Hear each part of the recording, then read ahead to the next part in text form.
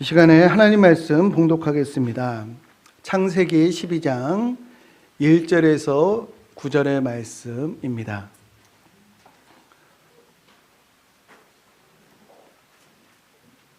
그래서 아브라함에게 이르시되 너는 너희 고향과 친척과 아버지의 집을 떠나 내가 네게 보여줄 땅으로 가라.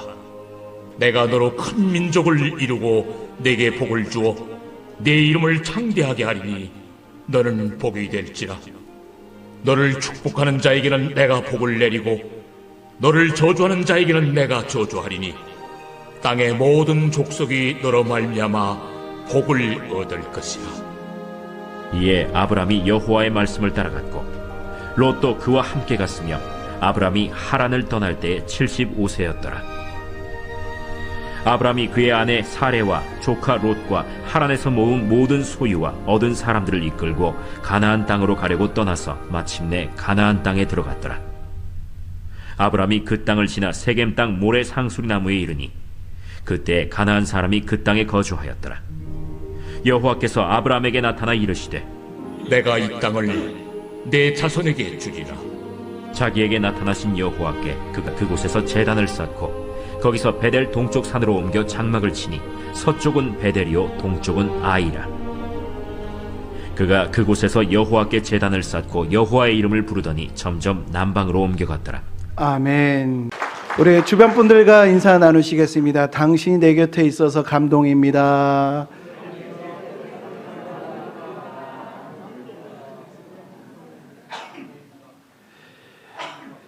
창세기를 보면은 선악과를 따먹은 우리 인간이 하나님을 떠나게 되죠.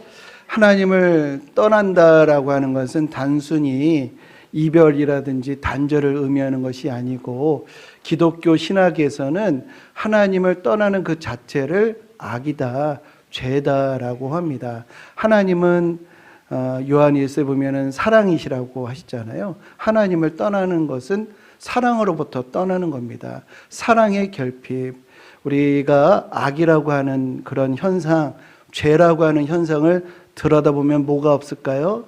사랑이 없습니다. 그래서 사랑이신 하나님을 떠난 가인은 동생을 시기해서 동생을 죽이게 되었고요. 노아의 때는 하나님을 떠난 사람들로 인해서 죄악이 관영하고 그 마음과 생각과 모든 계획이 항상 악했다라고 진단하고 있습니다. 노아의 홍수 후에 하나님을 떠난 사람들이 바벨탑을 지어서 자신들의 안전을 도모하는데요. 바벨탑을 건설하는 동기가 뭐냐면 흩어짐을 면하자입니다. 흩어짐을 면하기 위해서 성을 높게 쌓고 있는 것인데, 이 흩어짐을 면하자라고 하는 것이 뭐가 문제가 되겠어요? 흩어지면 죽고 뭉쳐야 산다. 이게 문제인가? 잘못인가? 왜 하나님은 이 일을 나쁘게 보셔서 왜 언어를 혼잡하게 하셔서 우리가 어학 공부를 그렇게 고통스럽게 고생스럽게 할 수밖에 없게끔 하셨는가? 그 당시 상황에 대해서 성경은 많은 설명을 주지는 않지만 몇 가지 구절은 그 시대를 들여다볼 수 있는 이 창문을 우리에게 제공해 주시는데, 그 창을 통해서 그 상황을, 그때의 시대를 한번 우리가 살펴보면요.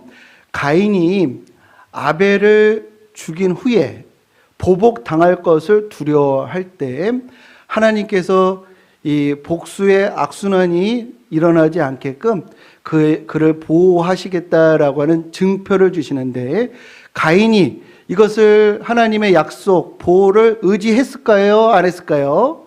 하나님을 떠난 자이기 때문에 하나님의 약속, 보호를 신뢰하지 않았어요. 그러나 불안한 건 여전하잖아요. 복수당할지, 자기도 살해당할지 불안하잖아요. 그래서 이 불안의 문제를 스스로 해결하기 위해서 무엇을 했냐면 자기를 보호하고자 성을 쌓게 됩니다.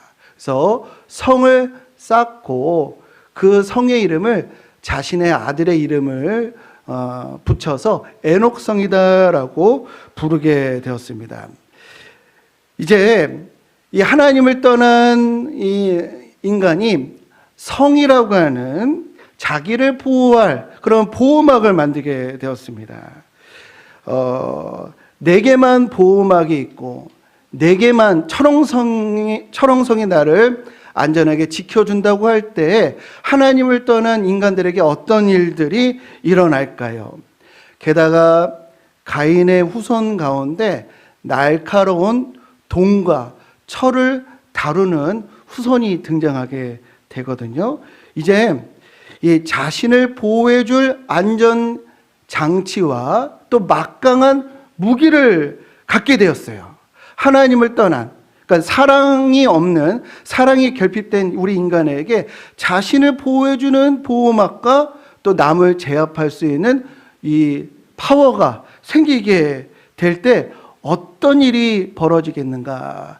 우리 이 조직 폭력배가 일반인들에게 행패를 부릴 수 있는 이유가 뭘까요? 조직원들의 보호와 집단적인 이 힘이 이 일반인들의 멱살을 잡을 수 있게끔 하는 것이거든요. 우리 성도님들만 막강한 무기를 갖게 되면 어떻게 될까요? 막강한, 우리 권사님들, 노 권사님들도 막강한 무기를 갖게 되면 어떻게 될까요? 내 밑으로 다 집합 이렇게 되는 거예요. 힘의 균형이 넘어가게 되면은 그렇게 되는 것이죠. 나는 안전해. 그리고 남을 제압할 수 있는 힘을 갖게 되면요, 그때부터 어떤 일이 벌어지냐면 남의 것을 착취하고 억압하고 약탈하고 탄압할 수 있는 그런 일들이 벌어지게 되는 것입니다. 이것이 발전하면은 전쟁 일으키는 것이고요, 식민지 삼는 것이고요, 또 그들을 노예로 삼는 거예요.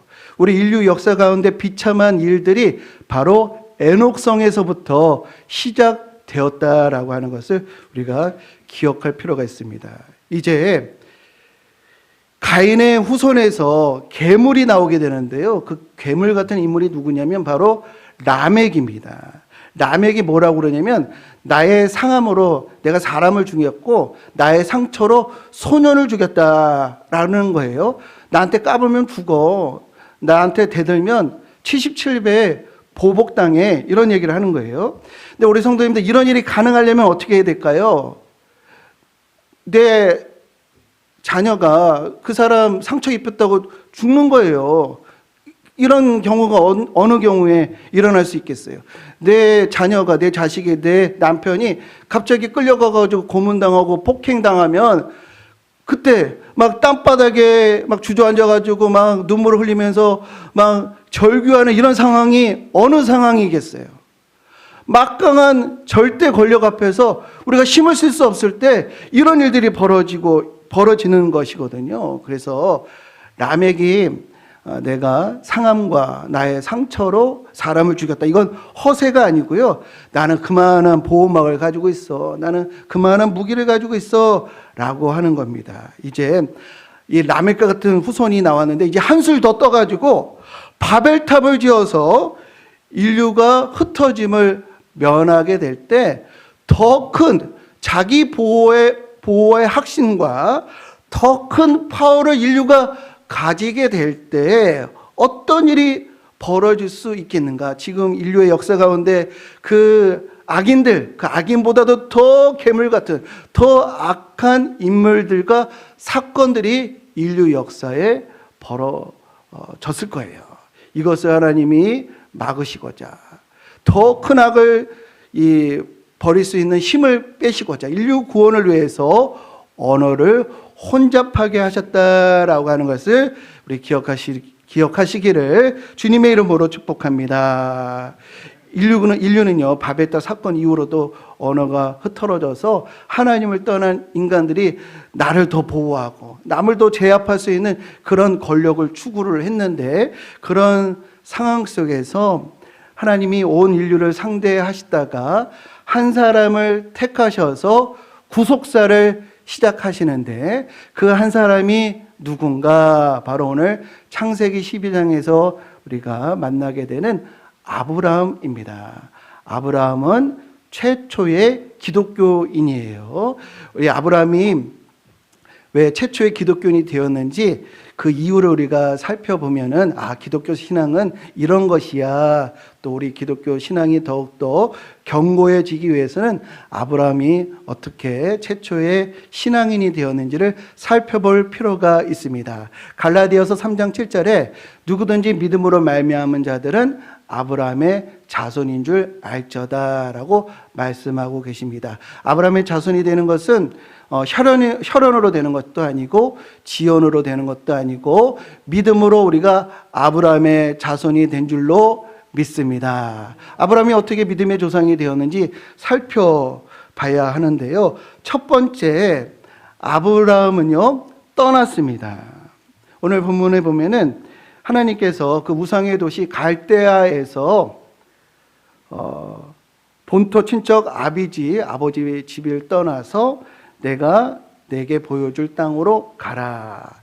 갈대 우르에는 하나님이 안 계시고 가나안 땅에만 하나님이 계시기 때문에 그리로 가라라고 하신 것인가? 그렇지 않죠. 갈대 우르를 떠나라라고 하는 것은 이전의 세계관, 가치관, 또 인생관, 신앙관에서 돌이켜라, 전환해라 라고 하는 것인데 이를 우리는 회심이라고 합니다. 기독교 신앙은요 누구나 마찬가지입니다. 회심에서 시작됩니다. 죄악의 도시 소돔과 고모라에서 떠나라라고 하는 것은 돈이 구원자가 될 수 없다라고 하는 가치관에서의 회심을 요구하시는 것이고, 애굽에서 떠나라라고 하는 것은 세속 권력이 구원자가 될 수 없다라고 하는 세계관에서의 회심을 요구하시는 것입니다. 즉 아브라함에게 고향을 떠나라라고 하는 것은 이전의 세계관, 이전의 가치관, 이전의 인생관에서 돌이켜라라고 하는 이전의 것에 결별하라라고 하는 의미인 줄 믿으시기를 주님의 이름으로 축복합니다. 졸리지는 않으시죠? 요즘 독감이 심하셔서 많이들 고생들을 하시는데 오늘도 이렇게 예배당에 오셔서 또 우리 함께 예배드리는 게 얼마나 감사하고 기쁜지 모르겠습니다. 우리 기독교인이라는 건 기독교인이 되었다라고 하는 것이 무엇인가? 이전에 나의 가치관을 이제 신앙 고백의 가치관으로 바꾼다. 나의 삶의 근간, 나의 삶의 원리를 이 신앙 고백으로 바꾼다라고 하는 선언인 줄로 믿습니다. 이것이 이제 회심인데요. 그런데 이 회심에서만 머물러서는 안 돼요. 돌이키는 것에서 사고와 사상에서만 머물러서는 안 되고요. 그 다음 단계로 넘어가야 하는데 이것이 꼭 필요한 이유가 마태복음 7장 26절에 너희들이 사상으로만 생각으로만 가지고 있으면은 아무 소용이 없다. 어리석은 사람과 같다. 오히려 더 안타까운 것이다. 라고 말씀하고 계시거든요. 그래서 기독교 신앙이 진정으로 되기 위해서는 반드시 이것이 필요한데요. 그것이 무엇인가? 그것은 바로 순종입니다. 순종이 있을 때 신앙이 뿌리를 내리고 가지를 올려서 30배, 60배, 100배 열매를 맺게 되는 것입니다. 히브리서 11장 8절에 보면은 믿음으로 아브라함이 회심을 했는데 거기서 머무르지 않고 순종하여 아브라함이 아브라함 됐다라고 말씀하시는데 순종이 무엇인가? 우리 기독교 신앙에서 순종은 뭐냐면요, 바로 하나님의 약속에 참여하는 것입니다. 순종이 뭐라고요? 약속에 참여하는 것. 하나님께서 아브라함에게 어떤 약속을 주셨을까요? 하나님과 아브라함 사이에 약속이 있고요. 우리도 마찬가지입니다. 우리가 성경을 뭐라고 그러죠? 구약과 신약. 구약은 뭐죠? 옛날 약속. 신약은 새로운 약속. 하나님과 우리 사이에 약속이 있습니다. 그 약속에 참여하는 것이 순종인데 아브라함에게 어떤 약속을 주셨냐면 99세에, 그러니까 오늘 본문은 75세고 또 창세기 17장에 보면은 99세가 됐을 때 완전히 이제 몸이 기력이 많이 이제 빠졌어요. 아브라함에게 이제 완전히 노인이 되셨고 이 남성성도 다 사라지게 되었을 때에 내년에 아들을 주겠다라고 하는 약속을 주신 거예요. 그때 아브라함이 그 이야기를 듣고 마음으로 속으로 이르기를 웃었어요. 100세 된 사람이 어찌 자식을 낳을까? 너무 황당한 거예요. 하나님의 약속이 너무 어이가 없는 거예요. 그래서 웃음이 터져 나왔습니다. 그런데 이 웃음은 아브라함의 것만이 아니라 그의 아내도 마찬가지였어요. 아내에게 하나님이 이런 언약을 말씀하시니까 아내 사라도 웃으며 이르되 내가 늙었거늘 어떻게 아들을 낳으리오라는 반응을 보입니다. 그런데 이것은 아브라함과 사라에게만 해당되는 것이 아니고요. 시대마다 세대마다 하나님은 약속을 주셨고 그 약속에 참여하기를 바라시지만 사람들은 그 약속을 조롱하고 비웃고 또 외면했습니다. 이스라엘 백성들에게 가나안 땅을 주겠다고 약속하셨는데 10명의 정탐꾼들이 그걸 보고 부정적인 보고를 했을 때 백성들이 원망합니다. 하나님의 약속 사기라고 합니다. 심지어 광야에서 죽었으면 좋았을 뻔 이런 말까지 하면서 하나님의 약속을 경시했습니다. 초대교회 시대에는 우리는 십자가에 못 박히신 그리스도를 전하니 이런 말씀이 있어요. 십자가에 못 박히신 그리스도. 이게 참 논리적으로 말이 안 되는 거거든요. 그리스도는 뭘까요? 구세주예요. 구세주인데 어디에 박혀 있다고요? 십자가에 못 박혀 있는 구세주. 이게 말이 안 되는 거거든요. 그래서 헬라인들에게는 그런 미련한 모순적인 말이 어디 있어? 라고 반응을 보였고 또 유대인들은 자신들의 메시아가 십자가에 못 박혔다고 하니까 이게 너무 듣기 싫은 거예요. 그렇게 하나님의 약속을 거리끼고 또 웃었습니다. 이건 성경 시대에만 그런 것이 아니에요. 오늘날도 마찬가지입니다. 오늘날도 하나님의 약속의 말씀을 오늘날도 우리는 비웃습니다. 용서하라라는 하나님의 말씀을 우리는 비웃습니다. 그래서 다른 건 다 해도 세상에 내가 저런 사람 어떻게 용서할 수가 있겠어? 용서하지 않습니다. 서로 사랑하라는 하나님의 말씀. 저 사람이랑 내가 같은 것을 해야 돼. 나 교회 안 가. 볼 때마다 재수 없어. 내가 저 사람 평생 안 볼 거야. 에베소서 4장 32절에 서로 친절하게 하며 불쌍히 여기며 서로 용서하기를 하나님이 그리스도 안에서 너희를 용서하심과 같이 하라라고 말씀하셨지만, 불쌍히 여기고 친절하게 대하라고 하셨지만, 너희가 용서받은 것처럼 용서하라고 말씀하셨지만, 그것을 우리가 비웃고 외면한다라는 것이죠. 이 율법책을 내 입에서 떠나지 말게 하며 주여의 것을 묵상하며 말씀 묵상을 명령하셨지만 우리는 그것을 또 멀리 합니다. 말라기 3장 8절 사람이 어찌 하나님의 것을 도둑질하겠느냐. 그러나 너희는 나의 것을 도둑질하고도 말하기를 우리가 어떻게 주의 것을 도둑질하였나이까 하는도다. 이는 곧 11조와 봉헌물이라. 말라기 3장 10절 만군의 여호와가 이르노라. 너희의 온전한 11조를 창고에 들여 나의 집에 양식이 있게 하고 그것으로 나를 시험하여 내가 하늘문을 열고 너희에게 복을 쌓을 것이 없도록 붙지 아니하나 보라. 그러나 이 말씀도 오늘날 크게 외면을 받습니다. 아니 지금 이 세상이 어떤 세상인데 2000년 전에 기록된 성경 말씀 그 가르침대로 살겠는가? 성경은 그때나 맞는 말씀이지 지금은 상황이 달라. 지금은 통계적인 지식을 따라야 하고 학자들의 예측과 진단에 따라서 학벌 쌓고 출세하고 재테크해서 잘 살 수 있는 것이지 말씀대로 글쎄 요즘 얼마나 바쁜데 모이기에 힘쓰라고? 글쎄. 나의 행복을 위해서 살아야지 사명에 충성하라고? 글쎄. 나의 감정에 솔직해야지 참고 인내하고 용납하라고? 글쎄. 이렇게 하나님의 약속은 언제나 사람들로부터 외면을 받아왔어요. 아브라함 때부터 지금까지 하나님의 모든 약속의 말씀들은 외면받고 웃음거리가 되었는데, 근데 놀라운 일이 벌어집니다.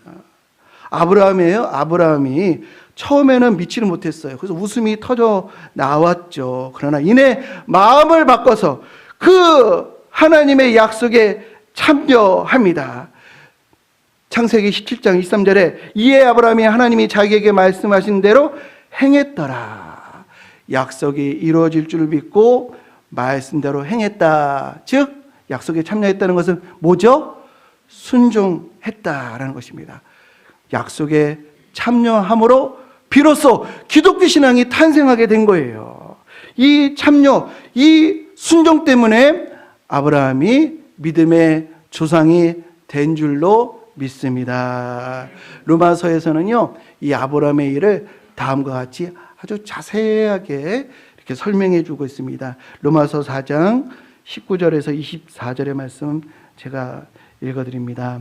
그가 백세나 되어 자기 몸이 죽은 것 같고 사라의 태가 죽은 것 같음을 알고도 믿음이 약하여 지지 아니하고 믿음이 없어 하나님의 약속을 의심하지 않고 믿음으로 견고하여져서 하나님께 영광을 돌리며 약속하신 그것을 또한 능히 이루실 줄을 확신하였으니 그러므로 그것이 그에게 의로 여겨졌느니라.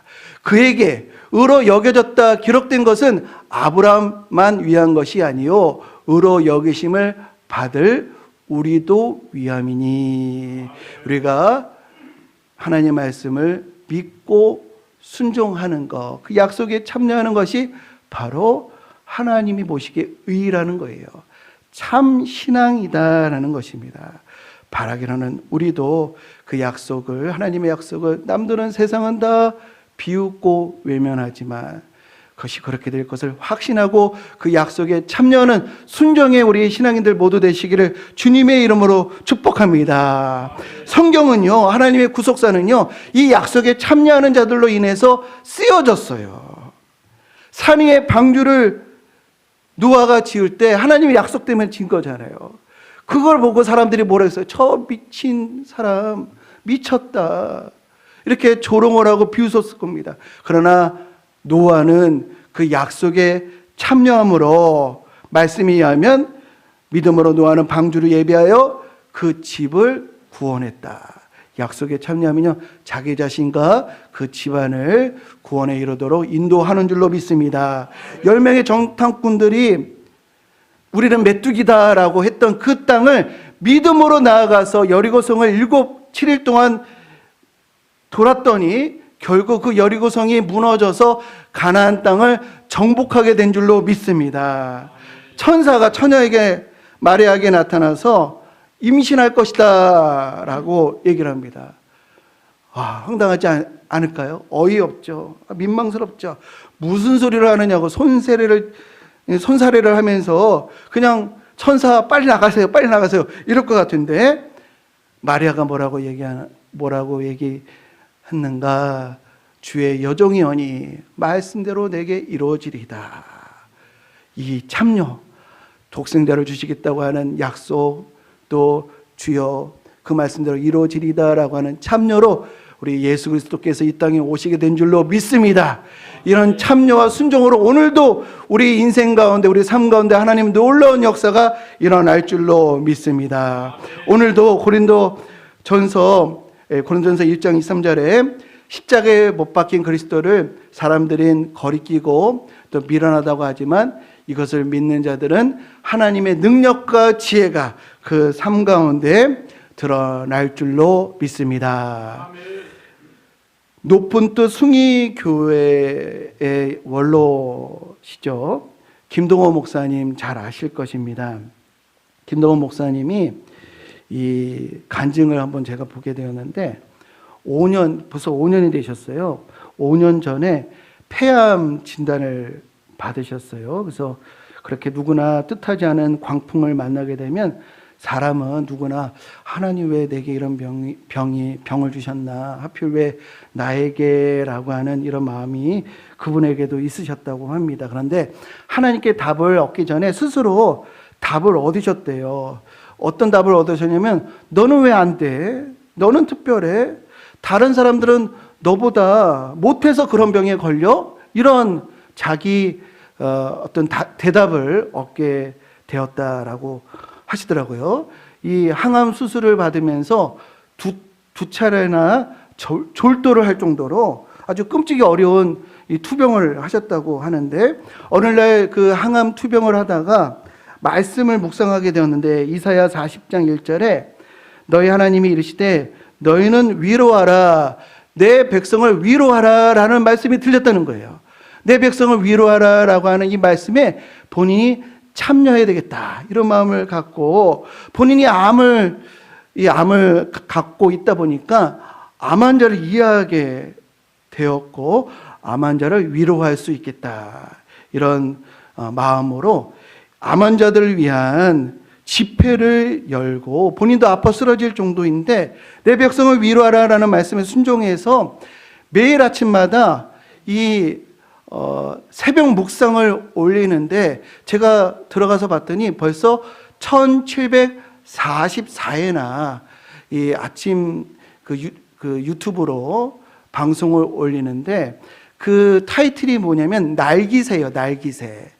날기새라고 검색하시면 나오실 건데, 이분이 이제 김동호 목사님인데, 날기새가 무슨 뜻이냐면 날마다 기적 같은 새벽이라는 내용으로 이제 본인의 말씀 묵상을 올리면서 우리 암투병하고 있는, 병마랑 싸우고 있는 성도들을 위로를 주는데, 그 집회에 참여했던 어느 성도가 그 다음에 2월 달에 세상을 떠났는데, 그 고인의 딸이 김동호 목사님에게 이렇게 글을 보낸 겁니다. 아버지가 말기에 너무 고통스러워서 앉지도 못하고 눕지도 못하고 너무너무 고통스러워 하셨는데, 목사님의 메시지를 매일 듣다가 아빠가 지옥같이 고통스러운 그런 나날을 목사님이 그 묵상 때문에 천국같이 지내다가 가셨어요 라고 하는 편지를 보내셨대요. 지옥 같은 고통이 있었지만 천국같이 지내시다가 하늘나라 가셨다, 이런 간증을 하는데 제가 너무 막 눈물이 나더라고요. 말씀에 참여하시다 보니까 끝까지 인간의 가장 근원적인 문제, 이 죽음이라고 하는 문제까지도 우리 극복할 수 있는 용기를 주는 그런 목회 사역을 끝까지 감당하시는구나. 하나님 말씀에 참여하는 이들은 끝까지 하나님의 새로운 사명을 주셔서 그를 복의 통로, 구원의 통로로 하나님이 이끄시는구나라는 것을 느끼게 되었습니다. 우리 성도님들, 우리도 마찬가지입니다. 우리 말씀에 순종할 때 우리 삶에 놀라운 역사와 놀라운 구원의 길이 열리게 되는 줄로 믿습니다. 디모데전서 4장 16절에 사도 바울이 디모데에게, 그 젊은 목회자에게 이렇게 얘기를 합니다. 내가 전한 거, 하나님의 말씀 이거 순종해. 이것을 행하면 너와 너 말을 듣는 자를 구원하리라.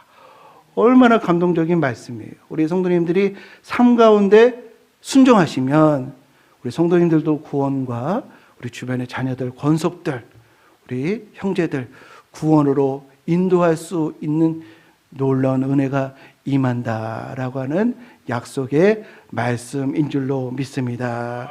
빌립보서 4장 9절, 너희는 내게 배우고 받고 듣고 본 바를 행하라. 그리하면 평강의 하나님이 너희와 함께 계시리라. 아멘. 바벨탑을 짓고 자기의 이름을 내려고 했던 이들, 지면에서 흩어짐을 면하려고 했던 이들, 그들의 이름, 그들의 행위 오간데 없습니다. 그러나 그 작은 인물 아브라함이 회심과 순종으로 나아갔더니 그 이름이 대대로 창대케 됨을 우리가 보고 있잖아요.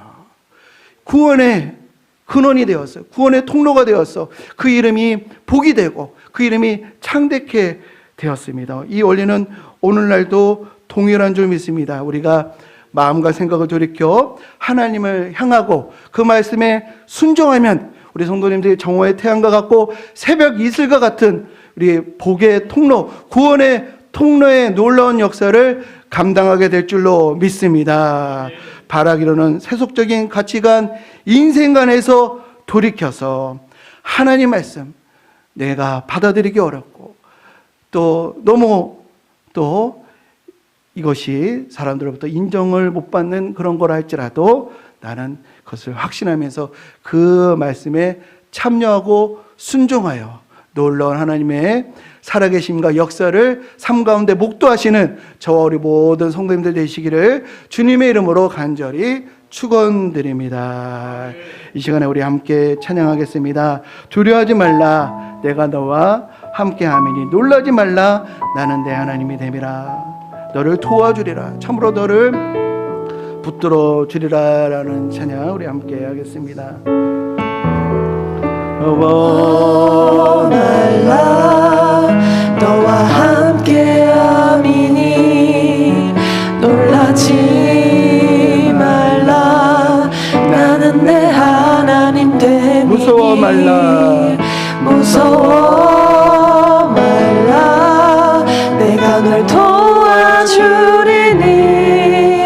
너는 마음에 염려치 말라 두려워 말라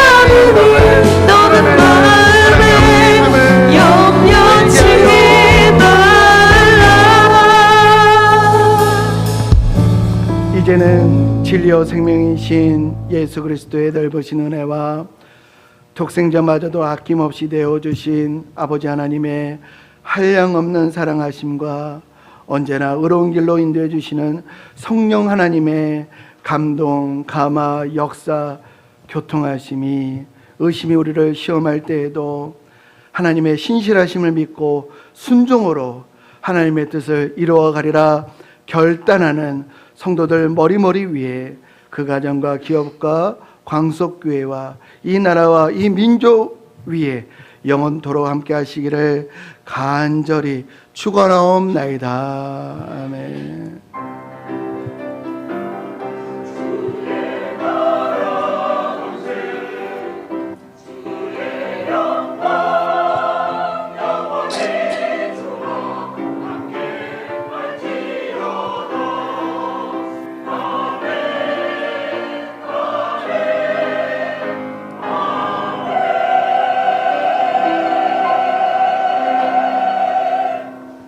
내가 너를